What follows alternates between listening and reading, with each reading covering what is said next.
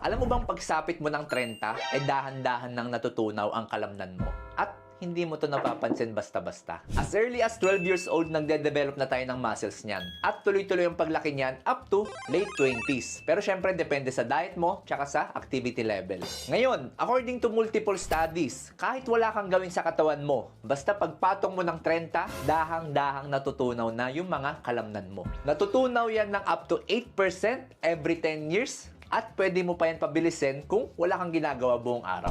At the same time, bumabagal din yung ating metabolism. So, ang tendency, mabilis lumaki yung ating bilbil kahit hindi naman tayo malakas kumain. Pero, ito ang good news. Kaya natin pigilan or pabagalin yung pagkatunaw ng kalamnan. Basta, damihan natin yung pagkain ng protein, magkaroon tayo ng regular physical activity, pwede tayo magbuhat kahit yung magaan lang. Dapat kumpletuhin ang tulog ng 7 to 9 hours every day. At syempre, tigilan mo ang alak, yosi, at pagpupuyat para sa ex mo. So kung may tropa ka na 30 na at tingin mo kailangan ng gumalaw-galaw, share mo sa kanya tong video.